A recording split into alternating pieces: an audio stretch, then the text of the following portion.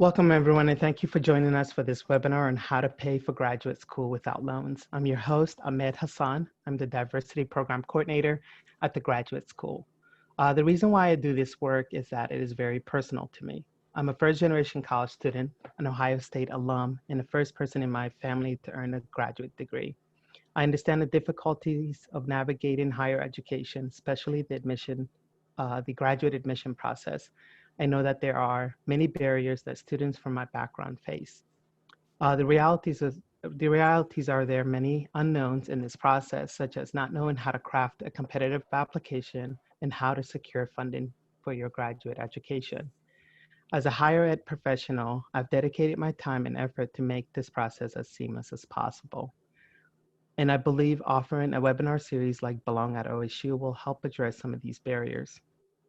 Just a few things before we begin this session. In response to the current health crisis and its impact on our campus this fall semester, Ohio State has shifted our graduate student recruitment strategy to virtual webinars. This series is designed to guide you from the start to finish through all the facets of graduate application process. Each session will be recorded and posted at the graduate school's website approximately a week after the live session date. If you have any technical difficulties during this webinar, we suggest that you leave the webinar and rejoin to the link that was sent by email earlier today. We also recommend shutting down other programs during the session as it slows down the video and audio. If you have any questions during the presentation, please submit your questions using the Q&A tab, or if you have any comments, please share them in the chat box. And lastly, please take a moment and fill out the survey that will pop up at the end of this session so that we can make every effort and improve the quality of this series. We welcome and appreciate your feedback. Now I would like to introduce today's facilitator, Laura Pierce, Manager of Fellowship Services at the Graduate School, who is tasked at managing the Graduate School's fellowships and leading the nomination process to speak with you all today. Welcome, Laura. Thank you very much. I'm very glad to be here. So yes. So I'm going to talk today to you about different funding opportunities provided by the Graduate School.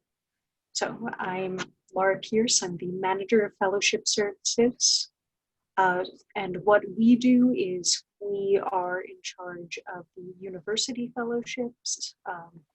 So these are fellowships that are awarded by the Graduate School, and we also administer certain awards and scholarships. So I'll be talking about that and about some of the opportunities that you will find outside of those as well.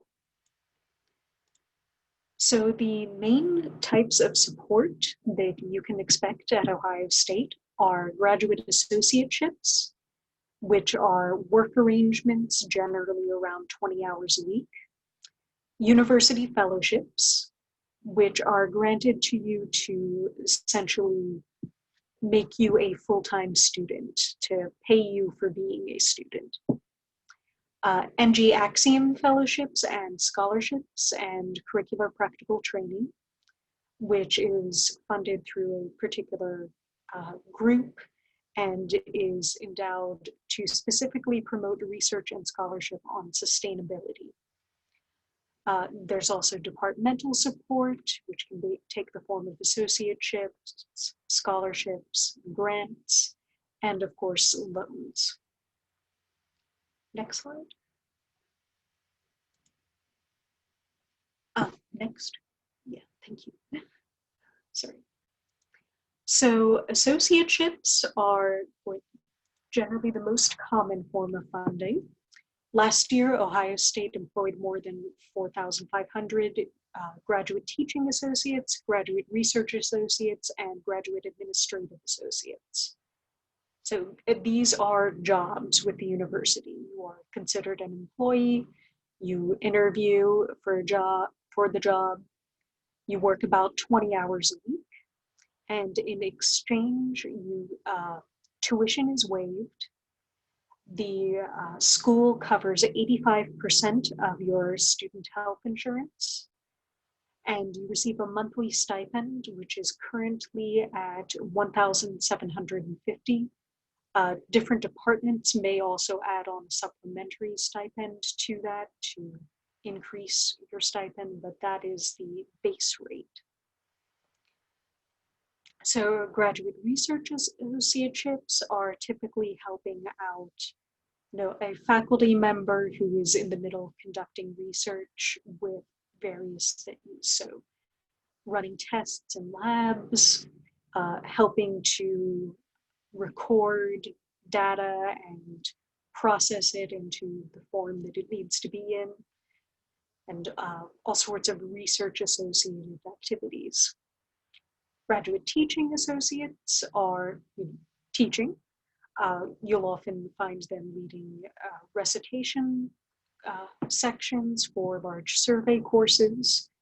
A lot of graduate associates in certain area studies programs will be teaching introductory language courses, and you can also end up teaching various specialized or introductory courses depending on your particular area of expertise. And graduate administrative associateships are helping out with the administrative aspect of a department. So you may, in that position, help to organize speakers and events for your particular department or for one of the various centers at OSU. And these positions, associateships, don't necessarily need to be in your home department. You can reach out to different areas where you're interested in working to see if there are opportunities available. So if you're interested in accounting, you're getting your degree in accounting, you can still reach out to the Student Wellness Center to ask it to be a financial peer advisor for other students and help them through, all sorts of, kinds of guidance that they may not have received growing up and everything. And if you're interested in public health, you can reach out to the Wexner Medical Center to see if you can do something there. Next slide.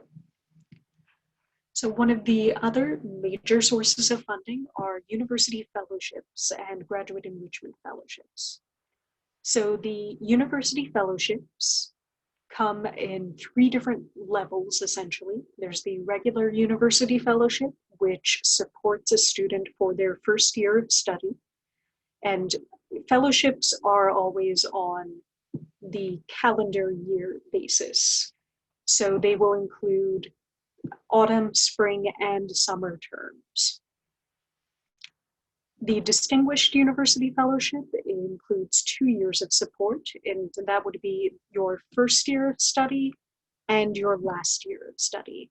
So your dissertation year is what we typically call it, though if you are in, say, an MFA program, it may just be your 3rd year where you're completing your final projects.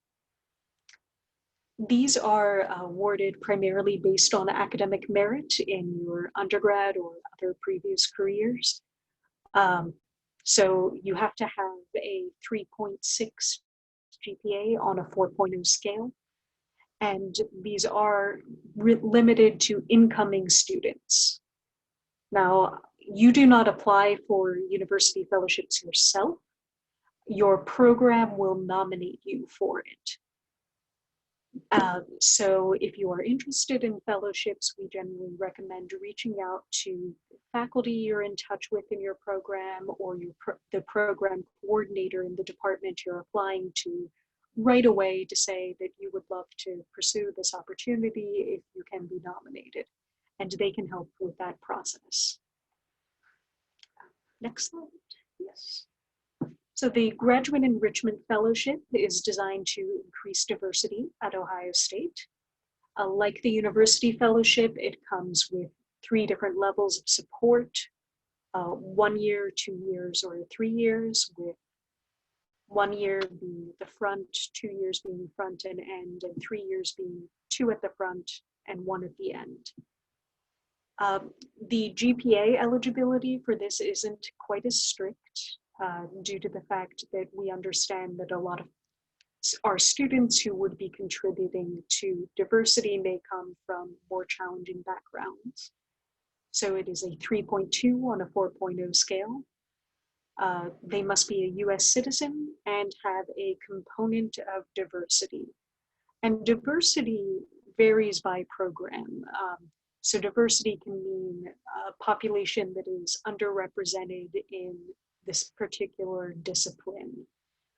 And diversity can be based on ethnicity, race, religion, religious background, economic background, etc. So we really want to open up, Ohio State University to everyone. So we try to make sure that we can recruit everyone and that all of you are able to get some of the support you deserve. Next slide. The Patrick S. Osmer Fellowship is a particular fellowship awarded to students who have previously participated in the Big Ten Academic Alliance Summer Research Opportunities Program or McNair Scholars. So if you've participated in either one of these, you could be eligible for the Osmer Fellowship. The Osmer Fellowship covers the first year of study and the final year of study. So GPA requirement is 3.1. Again, you must be an incoming student for this, and you must be nominated by the program.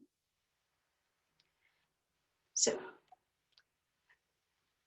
and like graduate fellowships, like graduate associateships, typically award the tuition fee match, as well as cover 85% of your student health insurance. The NG Axiom Awards are some newer awards that we're very excited to have because we believe that they promote some really important work here. So these are through a endowment provided by NG North America and Axiom Infrastructure. They're sustainable energy companies who want to further support sustainability. So sustainability in this case is, a pretty broad category. This means green energy, but it also means ways of helping to make communities sustainable and find ways to make sure that they support each other. So if you have, projects in mind that are not only about reducing environmental impacts, but also about enhancing resource efficiency or ensuring, economic prosperity and, rights for all citizens, then you could be eligible for an NG Axiom Award. The NG Axiom Fellowships are awarded to people who are nominated or awarded to people who have received a university fellowship, a general enrichment fellowship, or an Osmer fellowship.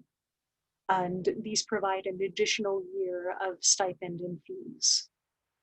And this is, again, limited to incoming students who are nominated by their program. The scholarships are $5,000 unrestricted, and these can be added to the fellowships, but they can also support curricular practical training for you during your program, or support you during an unfunded summer term, regardless of your, what year you're in, or, your general status of any appointments. And it does require a GPA minimum of 3.5. Next slide. And the last award I really want to go over for you guys is the Alumni Grants for Graduate Research and Scholarship. So these are separate from, a lot of the fellowships and such, in that they are designed as something that students do directly apply to. The AGRS, we usually call it, provides funding to students who are working on research to complete their degree, whose department can't cover all their expenses. So if you have travel expenses your department can cover, uh, various research costs that your department can't cover, and which are necessary for your final project in your academic career, you are eligible for the alumni grants. Now, these are restricted to students who are either working on their terminal master's project or their dissertation. So this would be if you are applying for a PhD program, this would be when you are post-candidacy. But if you are applying to a terminal master's, such as a Master of Fine Arts, this is a useful opportunity to know about because this can help fund your final project there. And that'll be coming up a little more quickly for you than for PhD students. The grants are up to $1,000. Requires a pretty strict budget for us to be, or for the award to be granted. So a lot of the time, students really only need $2,000 or $3,000, and we're very happy to award that because it means we can fund more students.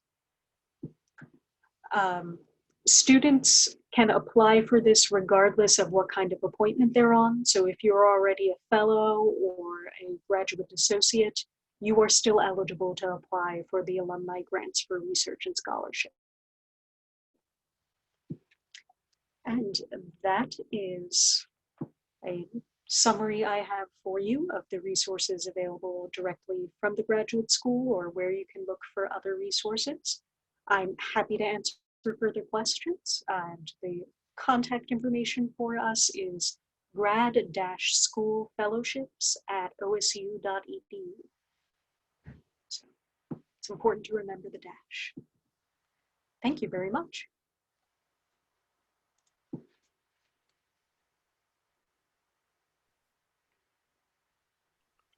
All right. If you have any questions, please do use the Q&A. It looks like there was one that came in while Laura was speaking. Yes. Laura, if the application deadline for applicants want to apply for fellowship is in early November, but I cannot schedule my GMAT test before the due date to the test center closure, can I send my GMAT score later? So the graduate school does not actually require the GRE or the GMAT for admission. So we are happy to accept fellow, if your program might, but that should not restrict you from being able to be nominated as a fellow.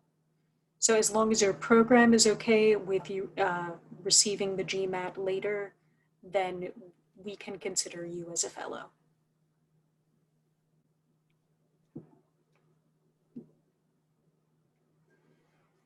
All right.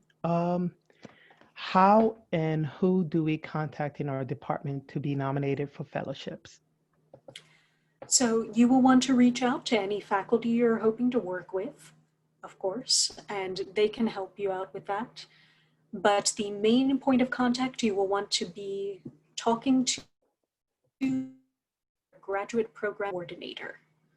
So you will want to look up who the program coordinator is in your department, because they will be the ones who are coordinating the actual application there. So they are on the front lines for it. All right.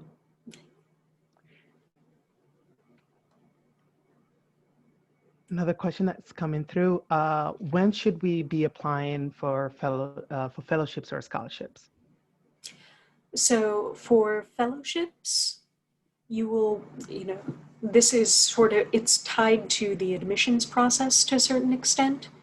So if you're applying now, you will want to be in contact with your graduate program coordinator now to discuss also being nominated for a fellowship. The nominations are going to end in, let me double check my calendar here.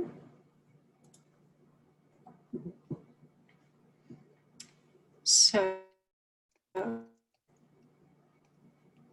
we don't have a hard and fast date on when nominations end yet. It will be in early January, but due to some of the considerations that go into the actual application process and the data that has to be there, you definitely want to have anything and everything to your program coordinator before the end of December, and earlier often for international students.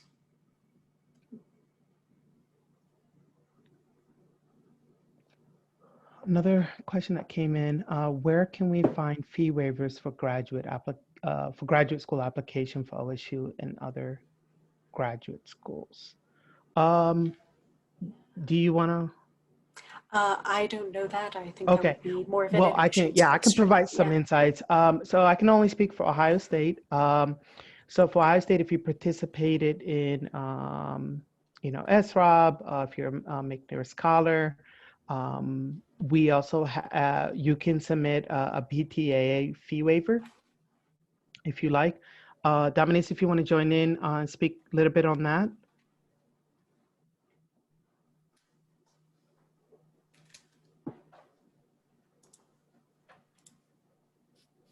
Sorry, say that one more time for me, Ahmed. Yeah, the BTA fee waiver. Absolutely. I will put the link actually in the chat box, but what the link will direct you to the actual request form, and you fill out the request form with all the information that they're asking you, and then about 3 to 5 days, you should receive some confirmation from if you fit the eligibility requirements. You should receive correspondence from us letting you know what the next steps are. There are multiple other fee waivers that Ohio State offers, such as the economic disadvantage fee waiver. The total list, you can find it on the GP admissions website. If you go to gpadmissions.osu.edu, it gives you a complete list of all the fee waivers that Ohio State accepts or provides. And I'll put that link on the chat box as well.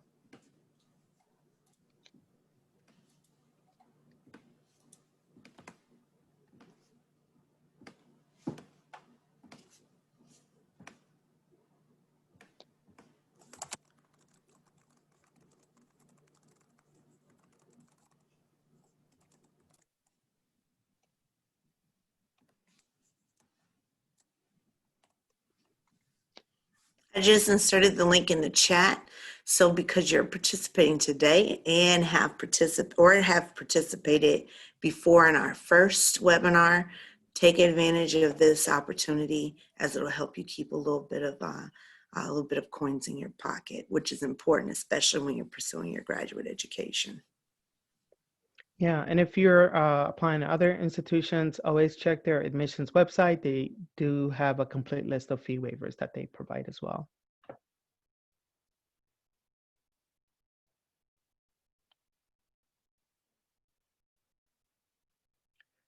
So far, those are the questions that came through the Q&A. Please feel free if you have any further questions to use either the chat box or the Q&A. I do want to remind everyone, the Osmer Fellowship as well as the NG Axiom Fellows, you must be an applicant who's pursuing a PhD. Just want to kind of emphasize that. I know that Laura had mentioned during her presentation. I have a question that may not come to people's heads as of this moment, but when you are putting together your application, is there a section where you can indicate the fellowships that you're interested in a fellowship? And if there is a section, what do you fill out? Yeah, on the actual application, let me pull up an actual application and show you where that may be. I believe that the graduate application does say if you want to be considered for a fellowship and if you want to be nominated for a fellowship, there's a checkbox that you would select. Also on the graduate application, there is a prompt that you would need to answer and write for the graduate enrichment fellowship as well. And let me go ahead and pull that up and show you what that looks like.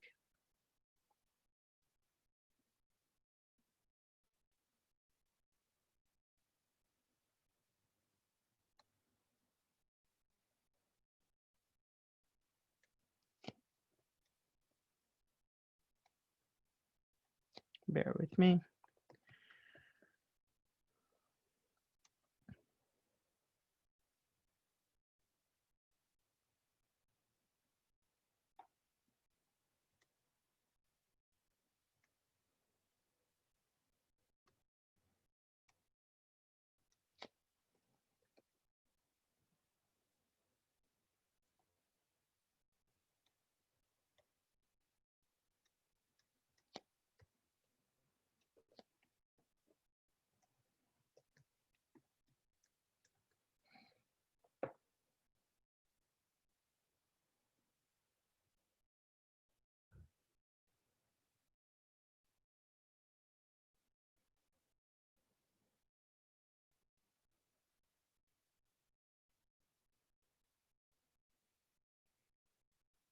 Okay.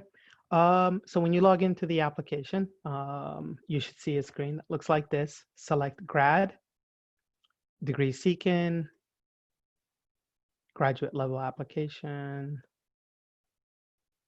And at the bottom, this should come up. Instead of searching for a particular program, you can search for all the programs that come up so that you're able to see all the open applications.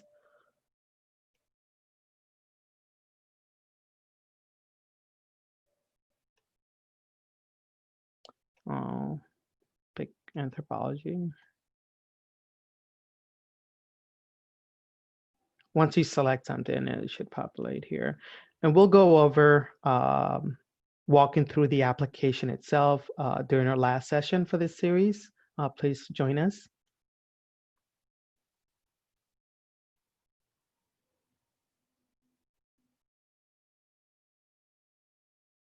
Okay, I believe it's under here.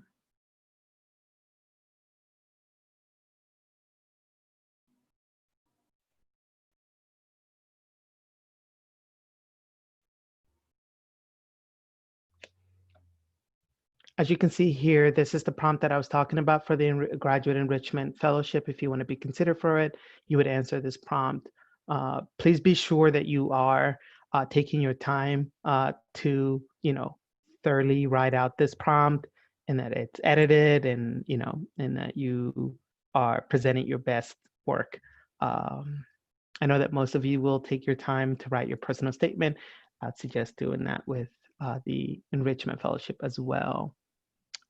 Ahmed, there was Yes. another question about which fee waiver program should they choose? I know that there is a list also on the application as well. Can you point that out to our attendees? Yes.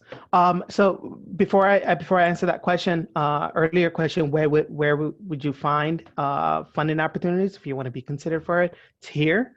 Generally, I'll say funding opportunities, and then you would select which one you want to be considered for, and then your program will get this information. All right. To Dominique's question. When you're submitting your application on the final step, here, it'll ask you about fee waivers. So you'll select which fee waivers that you're going to use. And if it's the Big Ten Academic Alliance, you'll select here, and the system will allow you to submit the application without paying the application fee.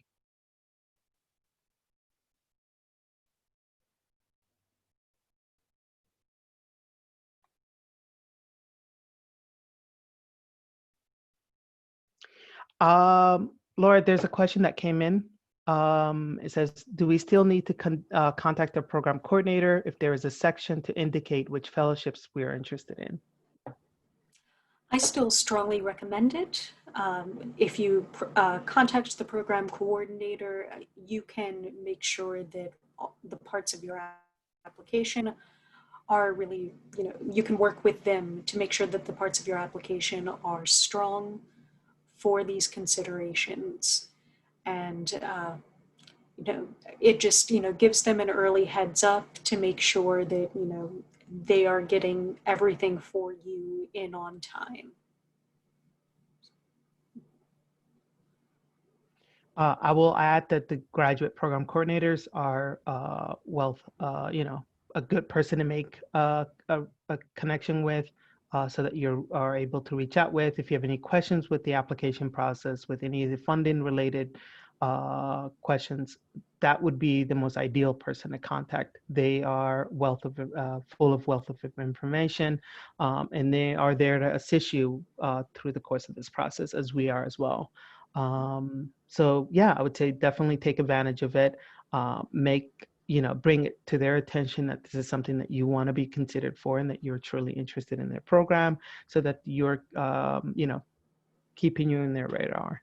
So yeah, definitely agree. What Laura said is that, yes, even though the application provides you with the opportunity to select what you want to be considered for, reaching out also to a person and letting them know of your intentions of applying to Ohio State and wanting to be considered for funding opportunities. I think it's also important.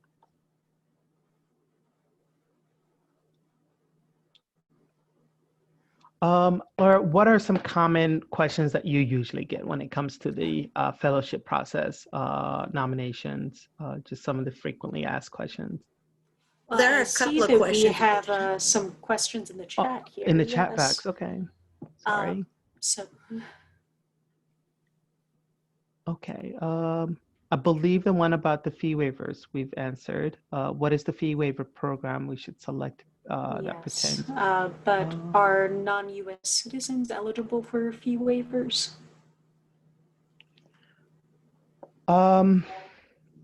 That's a very good question. I know that may be the case for undergraduate admission. I'll definitely reach out to the Office of Graduate and Professional Admissions just to make sure if any of the policies might have changed as it regards to, I know that with international students who are applying to certain programs, their programs may foot like 90% of the fee waiver or application fee. So the student will be asked to only pay $5. For instance, I know that the mathematics department does that. They put in the half of, most of the application fee and ask their applicants to only pay $5. I know some other departments also do that. Reach out to your respective departments to make sure that that's a process that they have. And also reach out to the Graduate and Professional Admissions Office just to see what fee waiver opportunities are available for international students. So I see we have a question about international students and eligibility here. So first of all, the university fellowship is unrestricted. International students are frequently awarded university fellowships, and we actually have a good number who are on university fellowships right now. A lot of the other scholarships and awards are not restricted by US citizenship. You can have a fee waiver if you're not a US citizen, and you can receive a stipend if you're not a US citizen. There is some current complication, of course, due to travel.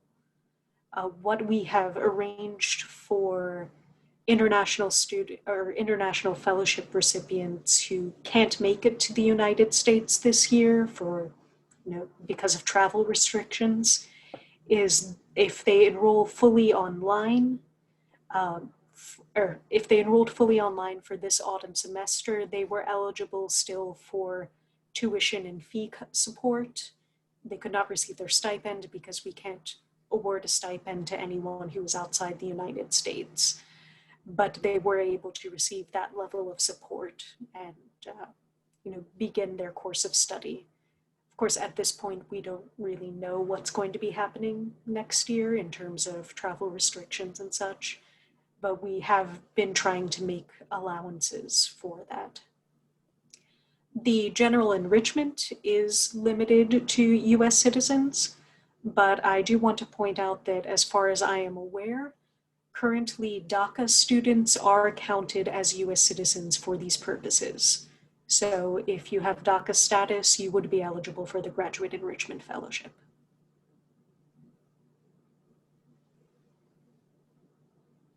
Okay, okay, that's this continuance of the same question. You're welcome, Genesis. Oh, thank you for the question, yeah.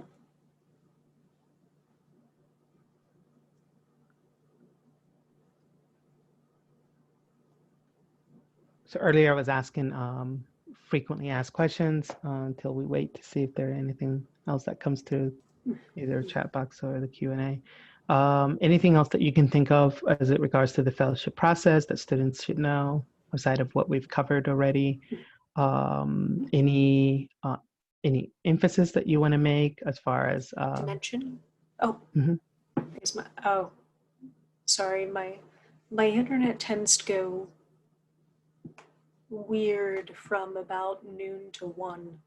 That's okay. Just very conveniently timed. Right. Yeah, anything that you want to emphasize that students should know in regards to the fellowship process or any funding opportunities that we may not have covered? Yes, so another thing to keep in mind for your sort of entire career at Ohio State is that there is another very prestigious fellowship awarded to PhD students who are in their dissertation year called the Presidential Fellowship. That is, another case where you are nominated by your program, and it is a much more comprehensive application than any other fellowships due to sort of the nature of it supporting dissertation research and due to the prestige of the award. So that is something to also keep in mind once you are here and approaching the end of your degree. Again, you want to reach out to your program coordinator, your faculty advisor about things like the Presidential Fellowship and find out what resources are available to you once you're here for your academic career. I also just want to say that the dissertation year of any, like if you have the Distinguished University Fellowship or such, those do not apply automatically.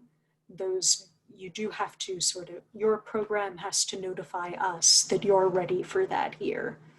So if you are awarded a 2 or 3 year fellowship, please keep in mind that the final year does not automatically apply, say, as soon as you've passed candidacy. You will have to inform your program, who then inform us, and verify that you've met all the requirements. So I know that that can be a point of confusion sometimes, especially if you are in a terminal master's program, because the same rule does apply.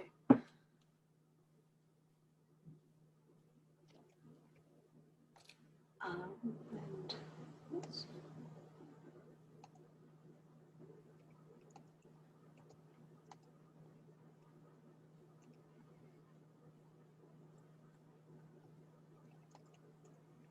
I also just generally encourage you, if you do choose to come to Ohio State, to pay attention to the Council of Graduate Students.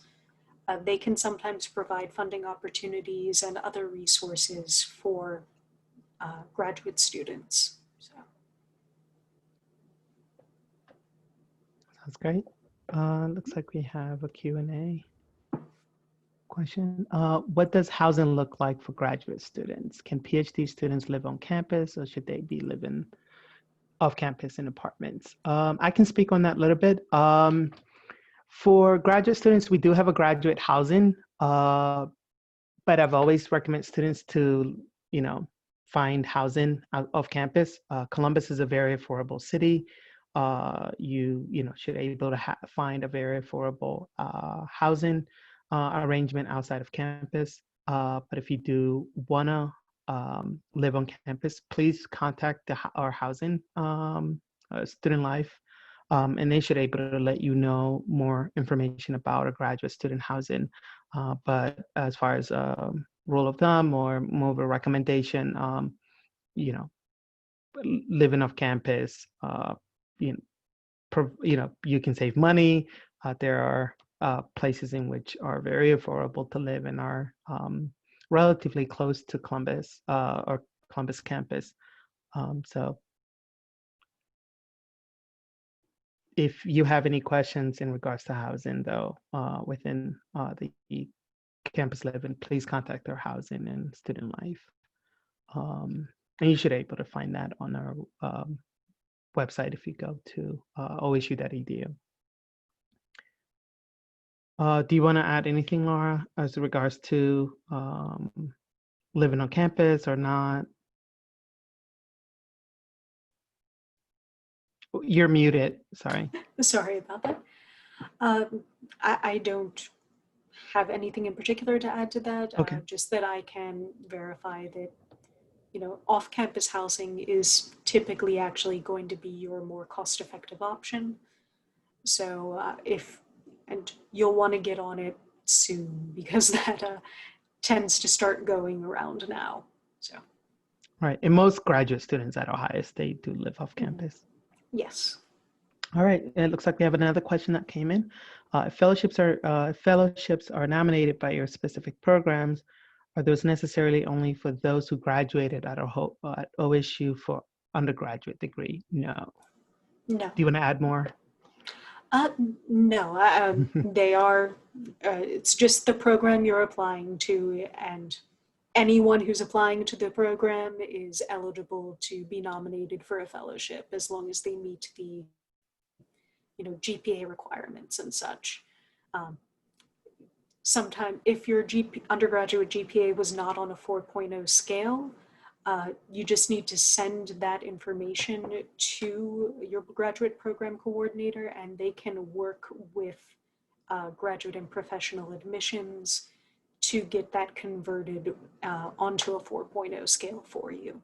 So even that is not necessarily a barrier to entry here.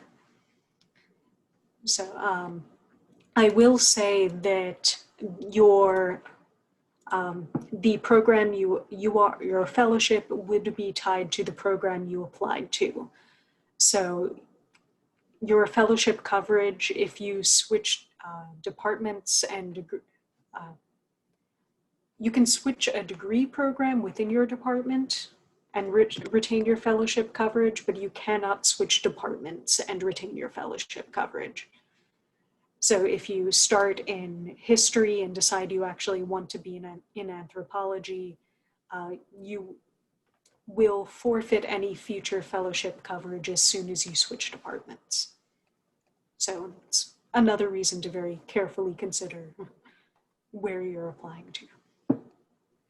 Yeah, and I also do want to add that in regards to whether or not you need to be in a former Ohio State undergraduate student in order to be nominated, no. But I know that you cannot, you have to be a first-time PhD student, isn't that correct? That you have not earned a PhD here and then pursuing another PhD or graduate degree. That's correct. We do have another question. How much weight is put on GRE scores? And even though that they are optional, if we do submit, how much will they be weighted? I can speak a little bit on that, but if you want to go ahead and start. Laura? As far as fellowships are concerned, they are not weighted at all. The review committee will not see your GRE scores. So it may be important to your program in order to like determine whether they will admit you. But if your program does not require GRE scores, that is not going to hurt you at all in the fellowship competition. Yeah. Yeah,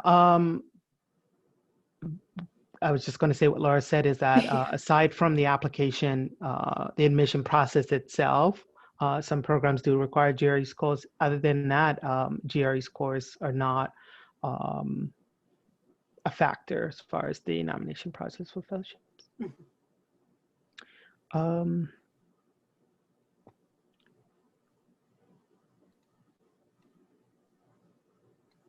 In case of housing outside of the campus, is there any transportation to Ohio State? I know that we have campus communities that are outside apartments, like Buckeye Village, and we do have like a Buckeye Village bus that, you know, and there are buses, we call them cops here, that go around campus and to certain locations that pick students out and drop them off at different locations on campus. We also have CODA. I know that it is free for Ohio State students. I know that there's a general fee that is that's added to your tuition, but general fares are usually free. You would show your OSU Buckeye ID, and then you should able to ride the CODA bus throughout the city of Columbus.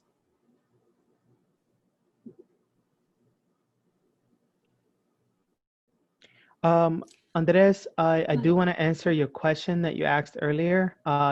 Should I, you said here, is there any materials that are generally provided to the program?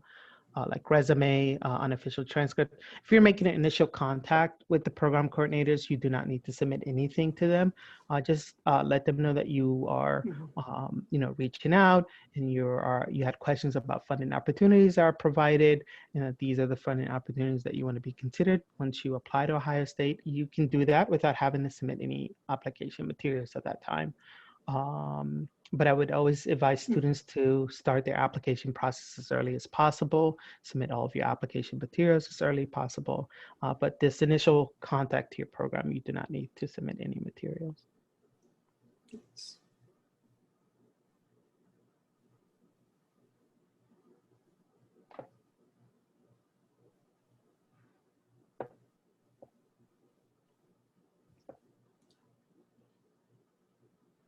Do we have any other questions at this point?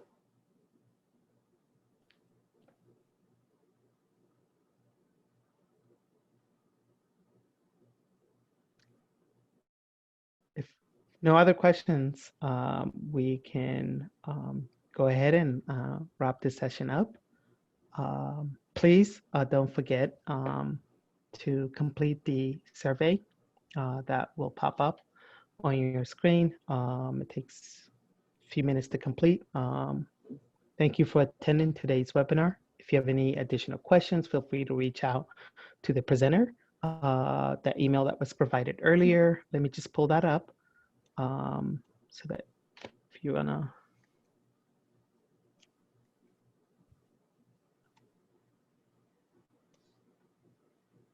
get that email one more time. It's grad/school fellowships at osu.edu. Dash, I'm sorry. Yeah. Yes, grad-school fellowships at osu.edu. If you have any questions for Laura or any funding questions that you may have. Also, before we end the session, remember to attend next week's session. And lastly, just as a reminder, you'll have a 1-minute survey, as I said earlier, that will pop up on your screen. Please take a moment to fill that out. All right. You guys have a nice day.